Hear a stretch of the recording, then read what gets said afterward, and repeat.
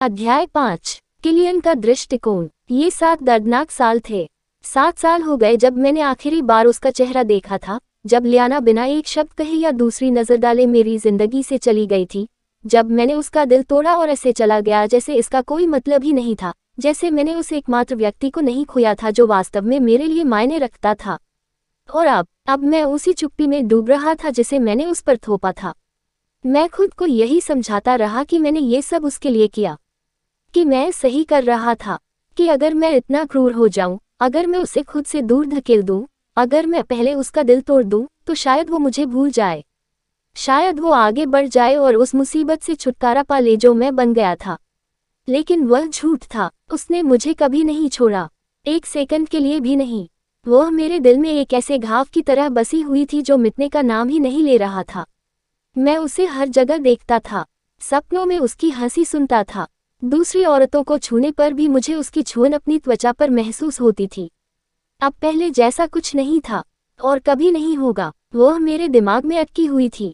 तब से मैंने एक साम्राज्य खड़ा कर लिया था, वोल्फ इंटरनेशनल। मैं मानव जगत और वेयरवोल्फ जगत दोनों पर शासन करने वाला सबसे युवा अल्फा था। मैं शक्ति, धन और सम्मान से निर्मित सिंहासन पर विराजमान था। मेरे पास वह सब कुछ था जो एक आदमी चाह सकता है। लेकिन मुझे शांति नहीं मिली, क्योंकि वह मेरे पास नहीं थी, और मुझे पता था कि मैं उसके लायक नहीं था। वह मेरी नियति की साथी थी जिसे चंद्रमा ने मुझे सौंपा था। लेकिन मैंने सब कुछ बर्बाद कर दिया। मैंने उसे बर्बाद कर दिया।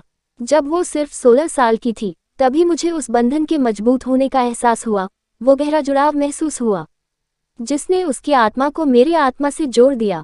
वह मेरी सौतेली बहन थी, एक इंसान, उस आदमी की बेटी जिसने मेरी माँ से शादी की थी। प्यारी, मासूम, अछूती, वो सब कुछ जो मुझे नहीं चाहना चाहिए, लेकिन मैंने किया। मुझे हवा से भी ज्यादा उसकी जरूरत थी, इसलिए मैं दूर रहने लगी। मैंने खुद से कहा कि यह रिश्ता धीरे धीरे टूट जाएगा। अगर मैं लंबे समय तक गायब रहूंगी तो ये बंधन टूट जाएगा। मैंने अपनी माँ के फोन को नजरअंदाज किया। मैंने छुट्टियां, दिन, सब कुछ छोड़ दिया। मैंने खुद को काम में इतना व्यस्त कर लिया कि उससे बच सकूं। ये काम नहीं किया। जब मेरी माँ 19 साल की हुई तो उसने मुझसे घर वापस आने की विनती की। मैंने खुद से कहा कि मैं इसे संभाल लूंगी, बस एक रात का खाना, एक रात। जैसे ही मैंने घर के अंदर कदम रखा और उसकी खुशबू महसूस की, मुझे पता चल गया कि मैं पूरी तरह से फंस गया हूँ। मैं उसकी तरफ देख भी नहीं पा रहा था, मैं बोल भी नहीं पा रहा था। मैं उसके सामने एक रोबोट की तरह बैठा था, जबकि मेरा पूरा शरीर जल रहा था। उस रात मैंने खुद को बाथरूम में बंद कर लिया, एक बीमार दरिंदे की तरह, और प्रार्थना की तरह उसका नाम बुदबुदाते हुए हस्तमैथुन किया। फिर मैंने उसकी हौंफने की आवाज सुनी। उसने मुझे देखा, उसने सब कुछ देखा, और वहां से चले जाने के बजाय, जैसा मुझे रुकना चाहिए था वैसा रुकने के बजाय, मैंने हार मान ली। मैं अगली सुबह उसके कमरे में गया जब घर पर कोई नहीं था, और मैंने उसे अपना बना लिया, क्योंकि वह मेरी ही थी। लेकिन जब ये सब हो गया, जब वह अपनी आंखों में विश्वास और होठों पर आशा लिए वहां लेटी थी, तब मैं चला गया। मैंने अलविदा भी नहीं कहा। मैं कायरों की तरह भागा, बिल्कुल अपने पिता की तरह। वह भी एक अल्फा था जिसका भाग्य एक इंसान, मेरी माँ से जुड़ा था। लेकिन उसने बड़ों को अपनी लूना चुनने दिया। उसने मेरी माँ को दरकिनार कर किसी और से शादी कर ली। मेरी माँ ने उसे छोड़ दिया। उसने अपना जीवन फिर से संवारा। उसने एंड्रू रिवर्स से शादी की और मुझे सही तरीके से पाला पोसा। और फिर भी मैं वही राक्षस बन गया। कुछ हफ्तों बाद मैं एक और महिला के साथ उस घर में वापस आया, सिंथिया। मेरे लिए वे लूना को ही चुन रहे थे। कागज पर तो यह एकदम सही चुनाव था, लेकिन वो नहीं जो मैं चाहता था, वह नहीं जिसकी मुझे जरूरत थी। लियाना नहीं। और जैसे ही दर्द असहनीय हुआ, मैंने फिर से वही किया जिसकी कोई कल्पना भी नहीं कर सकता था। मैं रात में चोर की तरह उसके कमरे में गया और वह चीज ले आया जो हमेशा मेरी ही थी। और जब मैं उसे अपने साथ ले गया तो उसने मुझसे विनती की। मुझे वह सब स्पष्ट रूप से याद है। उसकी आवाज कांप रही थी, उसके हाथ हिल रहे थे, उसके चेहरे पर आंसुओं की हल्की हल्की धारियां थीं। उससे शादी मत करो, उसने कहा। प्लीज, मैं कुछ भी बन जाऊंगी, बस उससे शादी मत करो। और मैं फिर से बाहर चला गया। उस दिन मैंने सब कुछ नष्ट कर दिया था, क्योंकि उस दिन के बाद वह गायब हो गई। कोई सूचना नहीं, कोई चेतावनी नहीं, बस गायब हो गया। उसके पिता ने हर जगह तलाश की, उन्होंने खुद को दोषी माना, लेकिन मुझे सच्चाई पता थी। उसके भागने की वजह मैं ही थी। मैंने उसे ऐसा महसूस कराया जैसे उसका इस्तेमाल किया गया हो। मैंने उसे ऐसा महसूस कराया जैसे वह बेकार हो, और तब से मैं हर दिन खुद को सजा दे रहा हूँ। आज तक मेरे ऑफिस के दरवाजे पर हुई दस्तक ने मुझे मेरे विचारों से बाहर निकाल दिया। मेरे आदमियों में से एक अंदर आया। उसका चेहरा पीला पड़ गया था और उसकी आवाज़ तनावपूर्ण थी। अल्फा, उसने कहा, हमने उसे ढूंढ लिया है। मैं इतनी तेजी से उठा कि मेरी कुर्सी दीवार से टकरा गई। क्या? उन्होंने कहा, वह जीवित है। वह एक होटल में सफाईकर्मी के रूप में काम कर रही है। एक सफाईकर्मी? मैंने अविश्वास से पूछा, लेकिन बात यही खत्म नहीं होती। उसने मेज पर एक तस्वीर सरका दी। मैंने इसे उठाया और मेरे अंदर सब कुछ चकनाचूर हो गया। वो वहाँ थी, दुबली पतली, पीली पड़ चुकी, थकी हुई, लेकिन फिर भी वही लड़की जो हर सपने में आती थी। और उसके बगल में एक छोटा लड़का, घुंघराले काले बाल, गहरी आंखें। मेरा बेटा, उसका एक बच्चा है, उसने फुसफुसाते हुए कहा। वह 6 साल का है। मेरा गला सूख गया, मेरा दिल जोर से धड़कने लगा। उसने अपने पिता का नाम नहीं बताया, लेकिन वह बहुत संघर्ष कर रही है, दोहरी शिफ्ट में काम करती है। कभी कभी वह खुद खाना नहीं खाती ताकि वह खा सके। वह उसे स्कूल तक पैदल ले जाती है। उसे 2 बार घर खाली करने की चेतावनी मिल चुकी है। मेरे हाथ मुट्ठी में कस गए। मेरी साथी, मेरा बच्चा, और मैं वहां नहीं था। उसे मेरे पास लाओ, मैंने गुर्राते हुए कहा। अल्फा, मुझे लगता है कि मैंने अभी कहा। लियाना का दृष्टिकोण। मैं घुटनों के बल बैठकर तीसरी मंजिल की टाइलें वैसे ही साफ कर रहा था जैसे मैं हमेशा करता था, मानो दुनिया में मेरा कोई और मकसद ही न हो। तभी मेरी कमर से बंधे वॉकी टॉकी की कर्कश आवाज ने मुझे चौंका दिया। लियाना, श्री ग्रेगर के कार्यालय में तुरंत पहुंचो। स्क्रब करते करते मेरा हाथ रुक गया, मेरी छाती कस गई। मैं धीरे से पीछे हट गई, मेरे दस्तानों से पोछे का पानी टपक रहा था। मैंने कांपती हुई आस्तीन से अपना चेहरा पोंछा, जबकि मेरा दिल पहले ही जोर से धड़कने लगा था। मुझे नहीं पता क्यों, लेकिन मुझे एक बुरा एहसास हो रहा था, बहुत बुरा। मैंने बाल्टी को एक तरफ धकेल दिया और खुद को जबरदस्ती खड़ा किया। मेरे पैर कांप रहे थे और मैं जाना नहीं चाहती थी, लेकिन मेरे पास कोई चारा नहीं था। मैं पीछे वाले गलियारे की ओर चला गया, जिसका इस्तेमाल कर्मचारी तब करते थे जब हम नहीं चाहते थे कि हमें कोई देखे या जब हमें किसी को नहीं देखना चाहिए था। मैंने एक बार दरवाजा खटखटाया और अंदर झांका। श्री ग्रेगर अपनी मेज के पीछे बैठे थे। उनका चेहरा भावहीन था, आंखें ठंडी थीं। उन्होंने नमस्कार तक नहीं कहा। कमरा नंबर 1904 में आपकी जरूरत है, उसने अपनी स्क्रीन पर टैप करते हुए कहा। मेरी आवाज लगभग सुनाई नहीं दे रही थी। आर कमरा 1904। उसने एक बार सिर हिलाया। मैंने जल्दी से पलकें झपकाईं, मेरी आवाज लड़खड़ा गई। लेकिन मैं उस गलियारे की सफाई नहीं करती। मैं सिर्फ निचली मंजिलों, सस्ते कमरों की सफाई करती हूँ। मैं ऊपर नहीं जाती। उसने सीधे मेरी तरफ देखा। तुम सफाई नहीं करने वाले हो। मैंने दरवाजे के फ्रेम को कसकर पकड़ लिया, मेरी छाती में दर्द होने लगा था। तो मैं क्यों जा रहा हूँ? उसने कंधे उचकाए और उसके होंठ हल्के से मुड़े। वो तुम्हें पसंद करता है। वो तुमसे मिलना चाहता है। 7 बजे तक वहां पहुंच जाना। मैंने अपना सिर हिलाया। नहीं, मैं नहीं जा सकता। मैं नहीं जा सकता। उसकी आंखें सिकुड़ गईं। तो आज रात अपनी वर्दी जमा करने के लिए तैयार रहो। ऐसे ही। मैंने अपना मुंह खोला, लेकिन मैं बोल नहीं सका। मैं सांस नहीं ले पा रहा था। उसने ये बात सचमुच कही थी। मैंने उसकी आंखों में ये देखा। श्रीमान ग्रेगर, कृपया, मैं हकलाते हुए बोला। कृपया मुझे ऐसा करने के लिए मजबूर न करें। मुझे इस नौकरी की बहुत ज़रूरत है।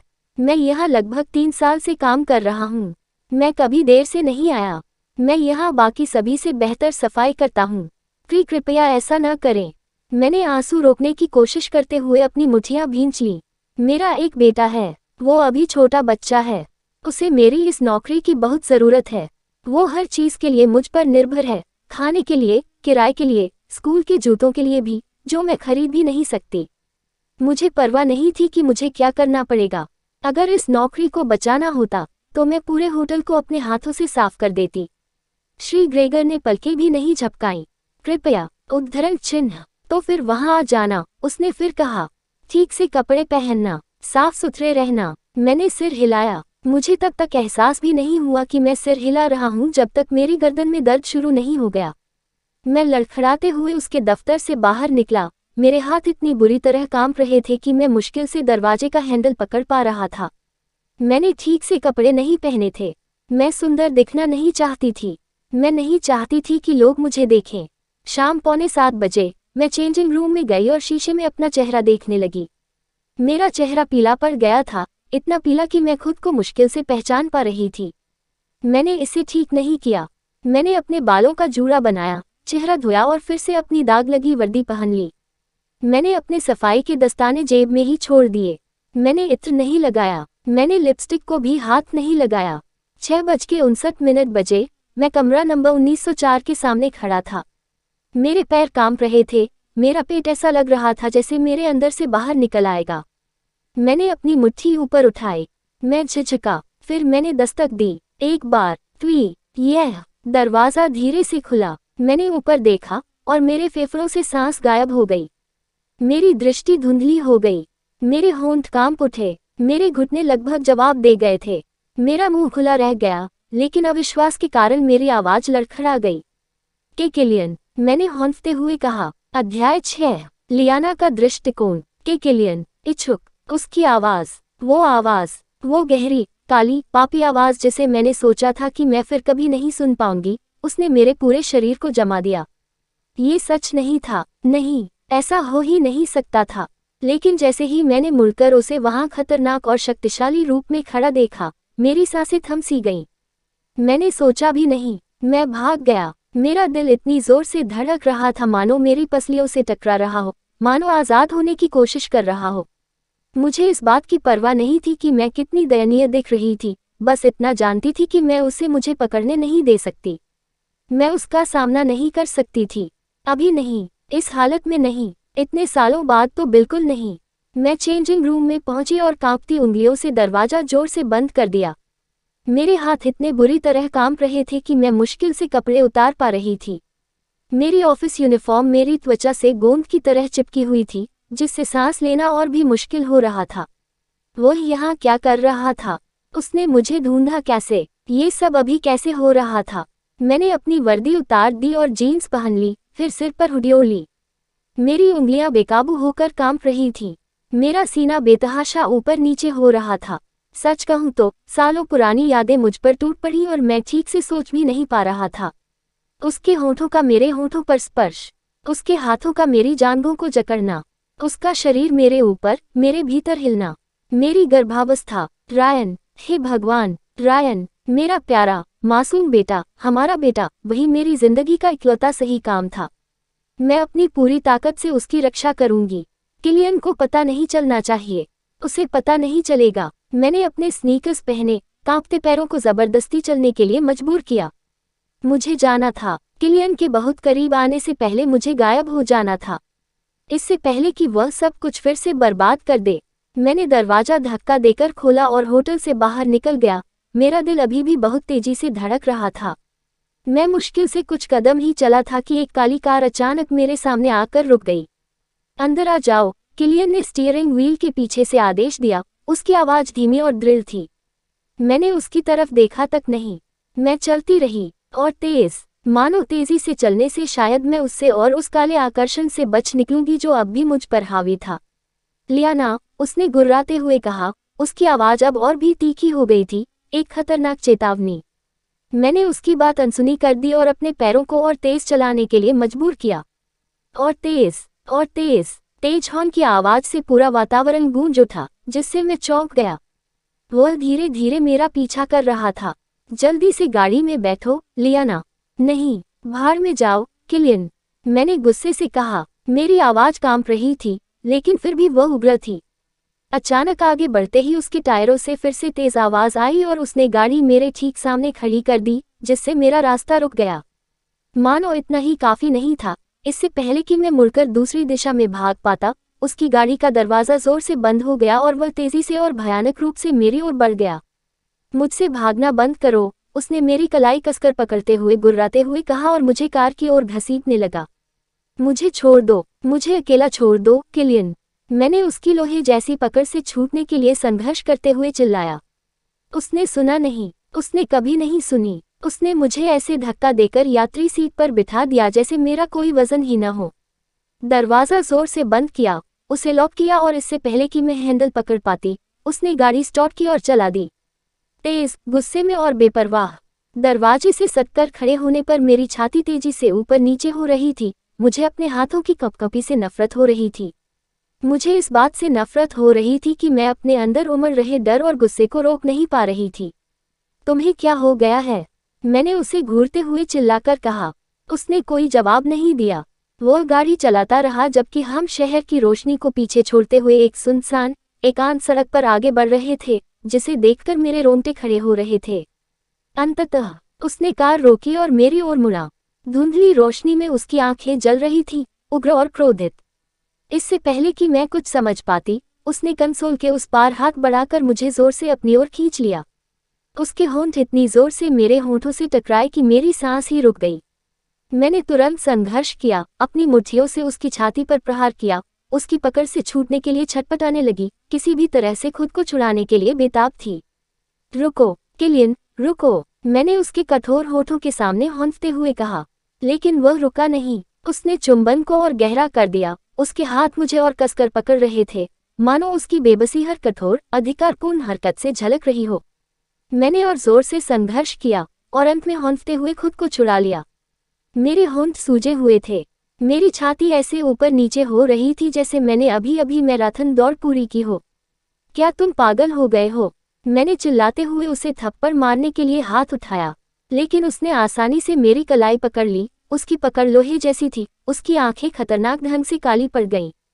तुम्हें लगता है कि जब मैंने तुम्हें आखिरकार ढूंढ लिया है, तो तुम फिर से गायब हो जाओगे?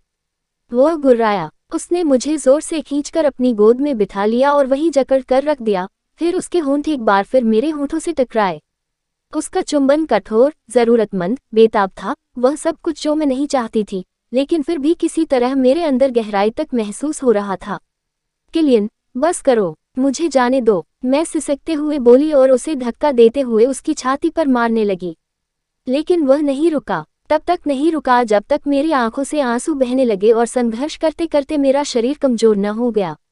अंततः वह हौंफते हुए पीछे हट गया, उसकी आंखों में तीव्र भावनाएं झलक रही थीं। 7 साल, उसने कर्कश स्वर में कहा, उसकी आवाज फटी हुई थी। 7 साल तुम्हारे बिना, लियाना। क्या तुम्हें पता है कि इसका मुझ पर क्या असर हुआ? क्या तुम्हें जरा भी समझ है? मैंने उसकी गोद से उतरने की कोशिश की, लेकिन उसने मुझे और कसकर पकड़ लिया। अब जब मैंने तुम्हें दोबारा पा लिया है, उसने जुनून से भरी गहरी आवाज में कहा, क्या तुम्हें सच में लगता है कि मैं तुम्हें जाने दूंगा? मैंने टूटी हुई आवाज में फुसफुसाते हुए कहा, तुम्हें करना ही होगा। मैं अब तुम्हारी नहीं हूँ, किलियन। मैं तुम्हारी नहीं रहना चाहती। वह व्यंग्यात्मक ढंग से हंसा। तुम्हारे पास कोई विकल्प नहीं है, लिया। मैंने उसकी छाती पर प्रहार किया, लेकिन उसने मेरी कलाई पकड़ ली और अविश्वास भरी निगाहों से मेरी ओर देखने लगा। एक सफाईकर्मी, है ना? किसी घटिया होटल में, वो भी 5 सितारा होटल नहीं। तुम, मेरी लियाना, बिल्कुल नहीं। उस घटिया नौकरी को छोड़ दो, तुम्हें उसकी जरूरत नहीं है।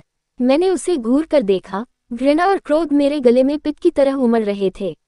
मैंने दृढ़ता से कहा, मुझे अपने काम पर गर्व है, और उसे घूर कर देखा। तब उसने मुझे छोड़ दिया, लेकिन केवल इसलिए क्योंकि मैं जल्दी से उसकी गोद से उतरकर कार से बाहर निकल गया था।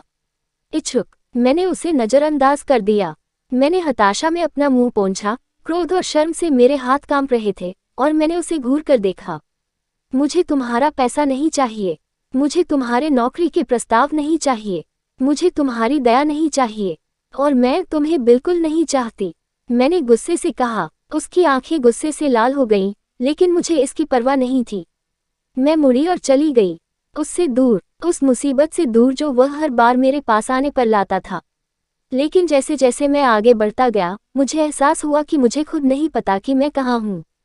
यह मेरा इलाका नहीं था। यहाँ कोई जानी पहचानी निशानियाँ नहीं थीं, कोई जानी पहचानी गलियाँ नहीं थीं। जैसे जैसे अंधेरा मुझे घेरता गया, मेरा आत्मविश्वास डगमगाता गया। ठीक उसी समय जब मुझे लगा कि मैं पूरी तरह से टूट जाऊंगा, तभी हेडलाइट्स दिखाई दी।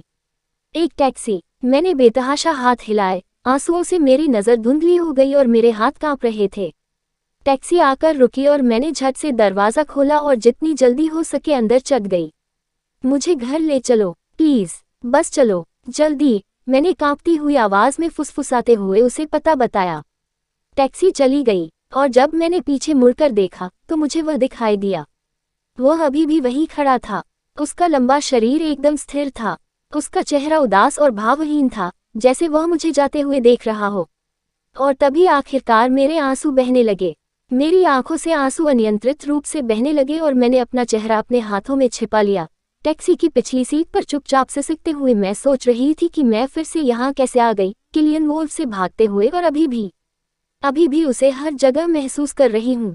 अध्याय 7, लियाना का दृष्टिकोण। टैक्सी से उतरते समय मैं कांप रहा था। मेरे दिमाग में अभी भी उस घटना का सारा असर घूम रहा था। लेकिन घर पहुंचते ही जो भयानक मोड़ मेरा इंतजार कर रहा था, उसके लिए मैं बिल्कुल भी तैयार नहीं था। मेरे पैर जम गए, मेरा मुंह खुला रह गया। नहीं, कोई नहीं, बिल्कुल नहीं। मेरा सारा सामान, मेरी सारी संपत्ति बाहर थी। मेरे बैग, कपड़े, जूते, रयान के कपड़े, यहाँ तक कि उसका छोटा सा डायनासोर वाला नाइट लैम्प भी, जिसके बिना वह सो नहीं पाता था। सब कुछ कंक्रीट पर कूड़े की तरह पड़ा था, मानो हमारी पूरी जिंदगी हमारे अंदर से निकाल कर नाली में फेंक दी गई हो। मैं धड़कते दिल के साथ दरवाजे की ओर भागा। ये क्या बकवास है? आखिर हो क्या रहा है? मैंने हौंफते हुए कहा। मेरे दस्तक देने से पहले ही दरवाजा खुल गया और एक ऐसी महिला बाहर झांकी जिसे मैंने पहले कभी नहीं देखा था। उसकी भौहें झुंझलाहट से सिकुड़ी हुई थीं। क्या मैं आपकी मदद कर सकती हूँ? उसने पूछा। उसकी आवाज़ कटी हुई थी। मैंने उसे घूर कर देखा। मैं पूरी तरह से हैरान और गुस्से से भरा हुआ था। तुम यहाँ क्या कर रही हो? यह मेरा अपार्टमेंट है। उसने भौहें चढ़ाकर हाथ बांध लिए। अब नहीं, प्यारे, एजेंट ने कहा कि हम आज ही अंदर जा सकते हैं। हमने कल ही कागजात पर हस्ताक्षर भी कर दिए। उसने कहा कि पिछला किराएदार पहले ही जा चुका है। छोड़ दिया। मेरी आवाज़ लड़खड़ा गई। मैंने नहीं छोड़ा। उसने मुझे ऐसी नज़र से देखा जिससे साफ पता चल रहा था कि यह मेरी समस्या नहीं है, और मेरे मुंह पर दरवाज़ा पटक दिया। मैं वहीं जम गया। मेरी सांस गले में अटक गई और कांपती उंगलियों से मैंने एजेंट का नंबर डायल किया। कुछ नहीं। मैंने फिर कोशिश की, और फिर स्वर का मेल, स्वर का मेल, स्वर का मेल। नहीं, प्लीज नहीं, मैंने फुसफुसाते हुए कहा। मैंने अपने निचले होंठ को इतनी जोर से काटा कि लगभग खून निकल आया। अब मैं कहाँ जाऊं? 7 बज चुके थे, लगभग अंधेरा हो चुका था। रयान मेरा इंतजार कर रहा होगा। और मैं बेघर थी। मेरे हाथ में पकड़े फोन में कंपन हुई। मैंने नीचे देखा। आंसुओं के कारण मेरी दृष्टि धुंधली थी। आया, मैंने घबराकर जवाब दिया। मैंने सामान्य दिखने की कोशिश की। नमस्ते, लियाना, क्या तुम वापस आ गई हो? क्या मुझे रयान को अभी घर ले आना चाहिए? मुझे आज रात निकलना है और तैयार होना है। मैं जम गया। मेरा दिमाग चकरा गया क्योंकि मैं अपने बिखरे हुए सामान को ऐसे घूर रहा था जैसे वे कोई पराई वस्तुएं हों। पीछे, घर। मेरे पास अब घर नहीं था। मैंने अपनी आंखें कसकर बंद कर ली और सिसकियों को गले में ही दबा लिया। हाँ, मैंने धीमी, भारी आवाज में कहा। मैं वापस आ गई हूँ। आपको उसे लाने की जरूरत नहीं है। मैं खुद आकर उसे ले जाऊंगी। ठीक है, बढ़िया, लेकिन कृपया जल्दी करें, उसने फोन रखने से पहले कहा। मैंने अपने फोन को ऐसे घूरा जैसे उसने मुझे धोखा दिया हो। फिर मैंने उन थैलों को घूरा जो मानो मेरी असफलता के प्रतीक के रूप में ढेर लगे थे।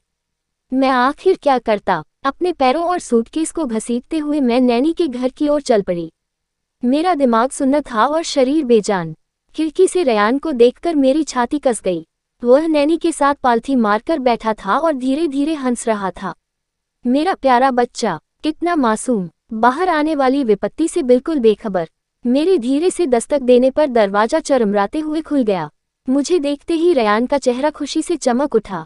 मम्मी, वह सीधे मेरी बाहों में दौड़कर आ गया और मैं अपने दिल टूटने के कारण लगभग बेहोश हो गई। हे जान, मैंने उसके बालों में फुसफुसाया। मैंने उसे कसकर गले लगा लिया। मैं उसे अपने सीने में उमड़ रहे डर का जरा भी एहसास नहीं होने देना चाहती थी। तुम ठीक हो? उसने उत्सुकता से पूछा। उसके छोटे छोटे हाथों ने मेरे गालों को थाम लिया, मानो उसे कुछ गड़बड़ महसूस हो रही हो। मैंने जबरदस्ती मुस्कुराते हुए कहा, बिल्कुल बेटा, मम्मी बस थोड़ी थकी हुई हैं। बस इतना ही। 19 साल की एक प्यारी सी नैनी, जो अभी भी अपने माता पिता के साथ रहती है, ने धीरे से मुस्कुराते हुए कहा, आज वह बहुत अच्छा रहा है। लेकिन लियाना, मैं इस हफ्ते उसकी देखभाल नहीं कर पाऊंगी। मेरे लिए स्कूल फिर से शुरू हो रहा है और मेरी सुबह की क्लासें हैं। मैंने गले में खराश के साथ सिर हिलाया। कोई बात नहीं, आज उसे देखने के लिए आपका बहुत बहुत धन्यवाद। एक पल के लिए मैंने सोचा कि क्या मैं उससे पूछ लूं कि क्या हम आज रात यहीं रुक सकते हैं, लेकिन शब्द मेरे मुंह से नहीं निकले और मैंने उन्हें निगल लिया। मैं ऐसा नहीं कर सका। मैं उसे या उसके परिवार को अपनी परेशानी से बोझिल नहीं करना चाहता था। अभी नहीं, मैंने धीमी आवाज में कहा, अब मैं इसे संभाल लूंगा। मैंने उसे दिन भर का पैसा दिया और रयान के साथ अंधेरी होती सड़क पर निकलने से पहले उसका दिल से शुक्रिया अदा किया। ठंडी हवा मेरे चेहरे पर चुभ रही थी, पर मुझे उसका एहसास भी नहीं हो रहा था। मैं तो बस यही सोच रही थी कि आज रात हम कहाँ सोएंगे। हम सड़क पर यूं ही चलते रहे और रयान ने मेरी आस्तीन खींच ली। मम्मी, हम कहाँ जा रहे हैं? कहीं अच्छी जगह पर, मैंने झूठ बोला। मैंने जबरदस्ती अपनी आवाज में खुशी का भाव भर लिया, जबकि मेरा मन कर रहा था कि मैं वही उसके सामने फूट फूट कर रोऊं। उसने अपना सिर झुकाया। उसने मुझे ऐसे देखा जैसे वह मेरे झूठ को पूरी तरह से समझ सकता हो। मम्मी, जब मिस रोजा मुझे स्कूल से छोड़ने आई थी, तो मैंने हमारा सामान बाहर देखा था। क्या सब ठीक है? मेरा दिल टूट गया। शर्म और बेबसी से मेरा दिल छलक उठा। कोई बात नहीं बेटा, मैंने धीरे से कहा। मैंने उसके बालों को पीछे किया और उसके माथे पर चुंबन दिया। मम्मी बस सब कुछ समझने की कोशिश कर रही है, ठीक है? सब ठीक हो जाएगा। वो आश्वस्त नहीं लग रहा था। रयान बहुत होशियार था, अपनी उम्र के हिसाब से बहुत समझदार था। मानो भाग्य मुझे और अधिक दुख में धकेलना चाहता हो। मेरा फोन फिर से वाइब्रेट हुआ। मैंने तुरंत जवाब दिया। मुझे उम्मीद थी, किसी चमत्कार की सख्त जरूरत थी। वह मेरा सहकर्मी था, मेरा आखिरी सहारा। हाय, मैं लियाना हूँ। क्या रयान और मैं आज रात आपके घर रुक सकते हैं? सहज दिखने की कोशिश के बावजूद मेरी आवाज कांप रही थी। खामोशी की एक धड़कन, फिर ओह लियाना, मुझे बहुत अफसोस है, लेकिन मेरे माता पिता आज रात ही आए हैं और घर पूरी तरह से भरा हुआ है। सचमुच कोई जगह नहीं है। मुझे बहुत खेद है। नहीं, कोई बात नहीं, मैंने धीरे से कहा। मेरा गला जल रहा था। चिंता मत करो। मैंने फोन काट दिया। मेरी आंखों के सामने सब कुछ धुंधला हो रहा था। मेरा दिल इतना डूब गया कि मुझे पसलियों में दर्द महसूस होने लगा। रायन का छोटा सा हाथ मेरे हाथ में आ गया। मम्मी, आप उदास क्यों हैं? मैंने जबरदस्ती मुस्कुराया। आंसू रोकने के लिए मैंने तेजी से पलकें झपकाईं। मैं उदास नहीं हूँ जान, मैं बस थकी हुई हूँ। वह चुपचाप मेरी ओर देखता रहा। उसके होंठ हल्के से बाहर निकले हुए थे और उसने बहुत धीमी आवाज में कहा, हम कहाँ सोएंगे मम्मी? उसने ऐसा किया, मेरी छाती फट गई। तमाम कोशिशों के बावजूद आंसू बह निकले। मैं उसके सामने झुक गई और उसका चेहरा अपने हाथों में ले लिया। मुझे अभी पता नहीं है मेरे प्यारे, मैंने धीरे से कहा, लेकिन मैं वादा करती हूँ कि कल इसका हल निकाल लूंगी। आज रात हम बस कोई सुरक्षित जगह ढूंढ लेंगे, ठीक है? उसने एक बहादुर छोटे आदमी की तरह सिर हिलाया, जैसा वह हमेशा बनने की कोशिश करता था। तभी मानो ब्रह्मांड ने आखिरकार मुझ पर थोड़ी सी कृपा करने का फैसला किया हो। मिस रोजा की माँ, एक दयालु बुजुर्ग महिला, किराने का सामान लेकर वहां से गुजरी। इच्छुक, मैंने हल्की सी मुस्कान दी। नमस्ते श्रीमती क्लार्क। रायन तुरंत दौड़कर उन्हें गले लगाने चला गया। श्रीमती क्लार्क, वो खिलखिलाकर हंसी और उसे कसकर गले लगा लिया। उसने उसे अपनी बाहों में उठा लिया। ओह माय गॉड, मुझे इस नन्हे बच्चे की कितनी याद आ रही थी। उसने मेरी तरफ पलटकर देखा। उसने तुरंत तनाव को भांप लिया। क्या तुम ठीक हो प्रिय? उसने धीरे से पूछा। मैं हिचकिचाया, फिर मैंने उसे सच बताया। खैर, सच का कुछ हिस्सा। बस आज का दिन थोड़ा खराब जा रहा है, मैंने धीरे से कहा। उसने मुझे गौर से देखा, फिर एक स्नेहपूर्ण और आश्वस्त करने वाली मुस्कान दी। क्यों न रयान आज रात हमारे साथ ही रुक जाए? मेरे पति और मैं उसे बहुत पसंद करते हैं। घर थोड़ा भरा हुआ है, लेकिन उसके लिए हमेशा जगह है। आप कल सब कुछ तय कर सकते हैं। मैं लगभग वहीं पर टूट गया था। क्या तुम ऐसा करोगे? मैंने फुसफुसाते हुए कहा। मेरी आवाज कांप रही थी। बिल्कुल, उसने विनम्रता से कहा। चिंता मत करो, वो सुरक्षित और खुश रहेगा। मैंने उसे कसकर गले लगा लिया। मैंने उसकी कंधे पर सिर रखकर रोने से खुद को रोकने की पूरी कोशिश की, लेकिन नाकाम रही। धन्यवाद, आपका बहुत बहुत धन्यवाद। आपको अंदाजा भी नहीं है कि इसका मेरे लिए क्या मतलब है। मैंने रयान को सौंपने के बाद उसे 1000 बार गुड नाइट किस किया और फिर मैं शांत सड़क पर निकल गई। मैं पहले से कहीं ज्यादा खालीपन महसूस कर रही थी। अब लगभग 8 बज चुके थे। मुझे पता था कि एजेंट का कार्यालय बंद हो चुका होगा और मैं कल तक कहीं जाने की जगह के बिना फंसा रह गया था। मैंने कुछ देर के लिए उस होटल में वापस जाने के बारे में सोचा जहां मैं काम करता था, लेकिन तुरंत ही उस विचार को त्याग दिया। ऐसा करने पर मुझे तुरंत नौकरी से निकाल दिया जाता। एक मोटल, मेरे पास यही एकमात्र विकल्प था। मैंने खुद से कहा, सिर्फ आज रात के लिए, और धीरे धीरे सड़क पर चलने लगी। रात की ठंड से बचने के लिए मैंने खुद को कसकर गले लगा लिया। बस एक दुख भरी, अकेली रात। लेकिन जैसे ही मैं मोड़ पर मुड़ा, गाड़ियों की हेडलाइट्स मेरे चेहरे पर चमकी और मैं एक क्रूर जाल में फंसे हिरन की तरह जम गया। एक कार एकदम मेरे सामने आकर रुक गई। खिड़की नीचे होते ही मेरा दिल बैठ गया। किलियन, उसकी आंखें मेरी आंखों से मिलीं। वे गहरी, भावहीन और घातक रूप से शांत थीं, और मैं बस वहीं खड़ी रह गई, एकदम जम सी गई। मेरा दिल एक बार फिर चुपचाप चकनाचूर हो गया।